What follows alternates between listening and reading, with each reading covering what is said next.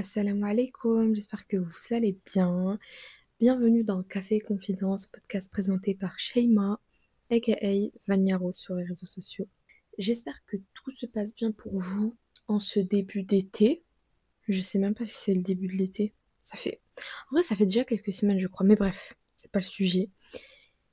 Comme vous l'avez vu dans le titre, aujourd'hui, je vais vous partager ce que j'ai ressenti ces derniers jours. J'ai peur de sortir de chez moi. Alors, je vais un peu développer, on va en discuter et surtout, on va voir comment faire pour dépasser cette peur.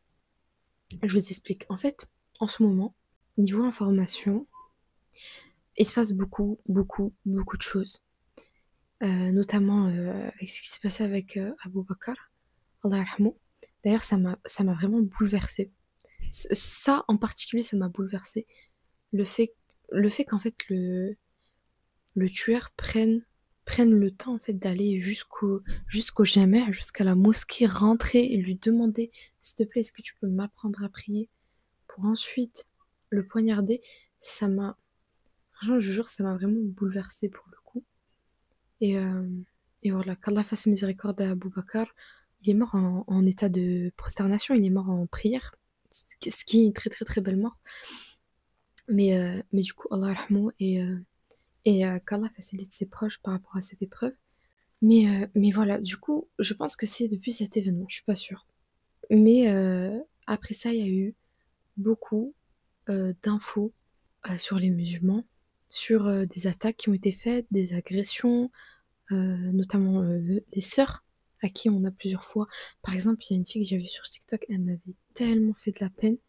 Elle s'est faite cracher dessus. Voilà, je sais pas si vous l'avez vu passer, c'est une hijabi. Elle marchait tranquillement et elle s'est faite cracher dessus par un raciste.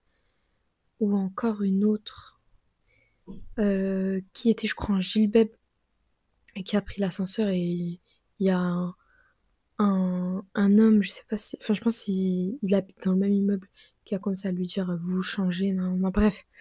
Il s'est passé beaucoup de choses. Vraiment, genre, je trouve que c'est vraiment une atmosphère qui est anxiogène. Et en fait, je me suis rendu compte que ça commençait à m'impacter mentalement. Je commence à avoir de plus en plus peur de sortir de chez moi. Et encore plus quand j'ai pas le choix de sortir toute seule pour aller faire une course vite fait ou pour devoir aller à tel endroit, peu importe. En fait, ça commence vraiment à me faire peur. Genre, je deviens parano. Et il faut savoir que de base, je suis quelqu'un de très anxieuse. Par exemple, j'aime pas trop regarder les infos parce que chaque information que je prends, chaque fait divers, chaque événement horrible qui peut se passer, ça va m'impacter. Et j'aspire toutes les mauvaises nouvelles. Et ça m'impacte, ça me stresse.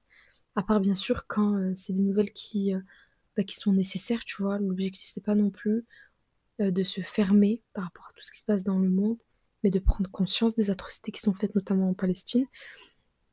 Donc voilà, je m'informe un minimum et, d'une manière qui me plaît plus. Par exemple, genre je sais que mes parents, ils peuvent laisser la télé allumée sur les infos et faire ce qu'ils ont à faire et écouter en même temps. Je ne peux pas. Je regarde les infos, d'accord? Je vois ce qui se passe, je pars. J'éteins la télé. Tu vois, genre, je peux pas. Ça peut pas être un truc en continu et surtout tous les jours, genre, je peux pas. Mais du coup, voilà.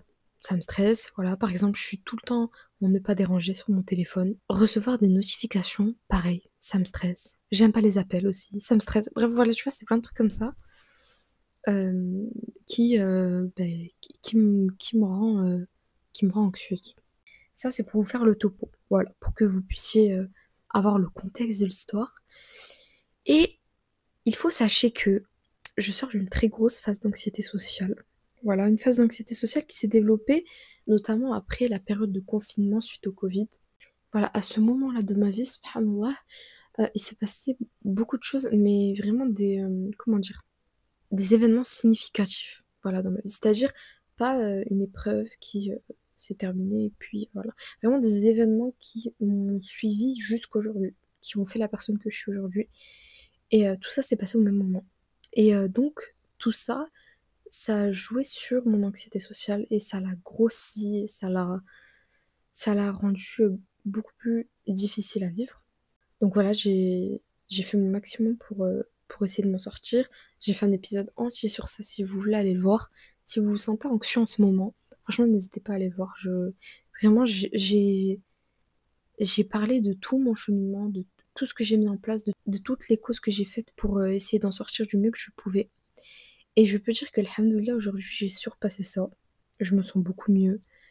J'ai moins peur du regard des autres. Je me sens à l'aise quand je suis dehors. J'ai, tu vois, j'ai plus, j'ai des restes, beaucoup de restes.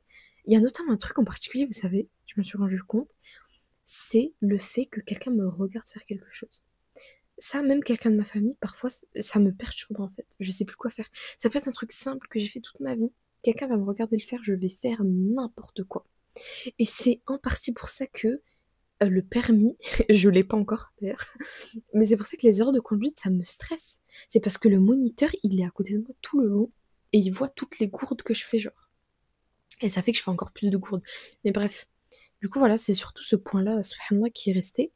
Mais en général, je vais beaucoup mieux. C'est-à-dire que à l'époque, ma phase d'anxiété sociale, elle était tellement énorme bah, que franchement, ça partait limite en dépression. Aujourd'hui, ça n'impacte plus du tout mon humeur. Je me sens bien. Voilà. Mais ces temps-ci, quand je sors dehors, je me rends compte que j'ai l'impression de retomber dans une nouvelle peur, mais cette fois-ci différente, mais tout aussi oppressante pour le coup. Voilà, en ce moment, comme on l'a vu, il y a une montée fulgurante de l'islamophobie en France, surtout depuis tout ce qui s'est passé, et j'ai l'impression que ça a réveillé beaucoup d'islamophobes, beaucoup de personnes même dangereuses pour la société, faut se le dire, et ça suite à toutes les attaques et toutes les agressions qu'il y a eu. Je me suis rendu compte que tout ça, ça m'impactait réellement. Déjà que ça me rendait triste pour toutes les personnes qui subissaient tous ces manques de respect, toutes ces agressions, toutes ces attaques. Déjà, ça me rend triste pour eux. Mais je commence aussi à avoir genre peur de plus en plus qu'il m'arrive un truc. Et ça, c'est vraiment, je suis une grosse stressée de la vie. Ça n'a jamais été une préoccupation dans ma tête quand je sortais dehors. J'ai eu plein de types de pensées intrusives, etc. Notamment liées à tout ce qui était social, tu vois. Mais les trucs en mode, imagine là, imagine, on prend, on me kidnappe, on me tue, peu importe, c'est pas des choses qui m'inquiétaient de base. Attendez, je prends une petite gorgée de mon café. En rapport à café et confidence, attendez. Mais franchement, tout ce qui s'est passé, en fait, ça a commencé à développer en moi une certaine peur. J'ai peur qu'il m'arrive quelque chose. Ou à mes proches, à ma tante, à ma mère, à toutes les personnes dans mon entourage qui sont voilées et qui pourraient se faire agresser. Franchement, ça me fait peur. Je vous parle sincèrement et je pense que qu'on est beaucoup à ressentir cette émotion et je me sens plus du tout en sécurité. Par moments, je me sens même étouffée. En fait, je me retrouve dans un truc plutôt spécial parce que de par mon anxiété sociale, quand je sors, je préfère aller dans des endroits pas trop bondés, mais plutôt des endroits calmes. Des endroits où je sais qu'il y aura pas beaucoup de gens qui vont passer, des endroits où je pourrais respirer tranquille, tu vois, notamment dans des parcs. Mais maintenant, quand je suis dans des endroits calmes et vides, bah, j'ai peur qu'il m'arrive quelque chose et que personne ne va pouvoir être là pour être témoin ou pour pouvoir m'aider. C'est comme s'il y avait plus de bon endroit. Il y avait plus un endroit où je pouvais rester tranquille et apaisée. Les endroits bondés me stressent et les endroits vides me font peur. Et je me sens littéralement bloquée et en sécurité que chez moi. Voilà, donc comme je vous l'ai dit, ce genre d'incident, ça me donne encore plus envie de faire une hijra. Franchement, qu'Allah nous facilite. Et qu'Allah nous facilite aussi, pas que financièrement, etc., mais même mentalement. Parce que voilà, on n'en parle pas tout le temps, mais quitter sa famille, trouver un nouvel endroit où aller, passer le cap en fait d'aller. Moi, je sais que c'est un truc, je travaille encore dessus.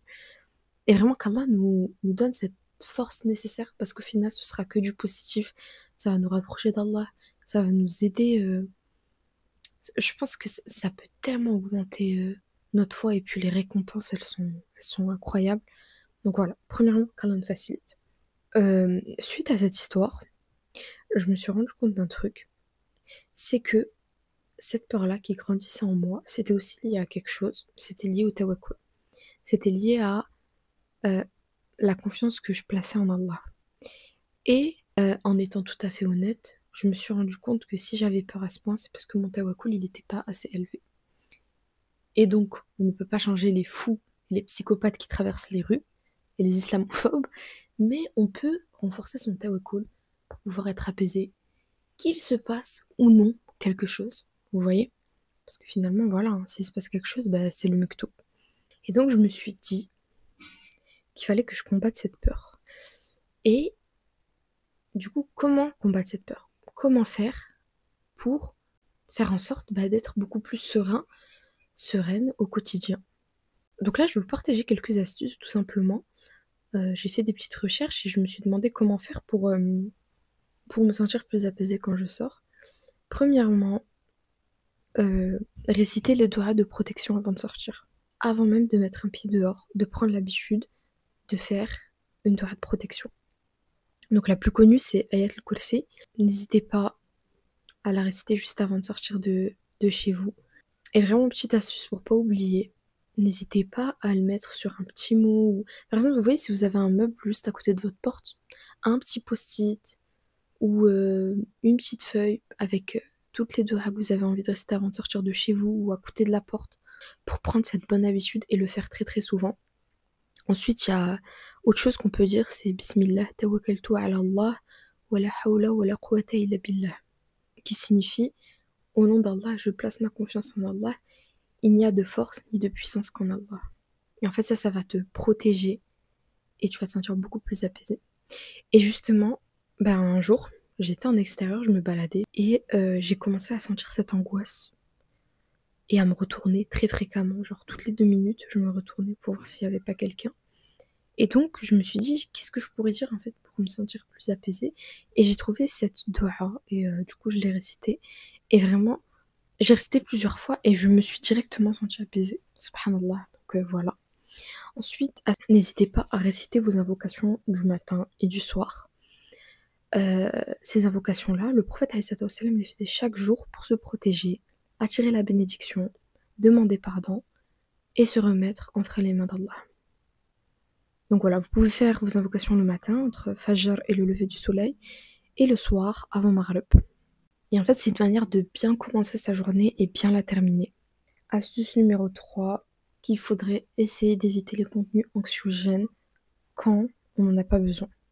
Encore une fois, c'est très bien de s'informer. Je dirais même que à une certaine échelle, ça reste un devoir de savoir ce qui se passe pour pouvoir être utile aussi.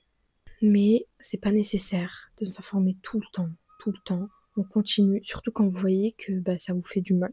Tu vois, au contraire, n'hésitez pas à prendre l'air parfois, à couper tout, que ce soit les infos, mais que ce soit aussi vos réseaux sociaux qui, eux aussi, vous partagent des choses qui parfois peuvent aussi vous fatiguer. Du coup, voilà, de temps en temps, évitez les contenus anxiogènes. Ensuite, en numéro 4, parle à Allah comme tu le ressens.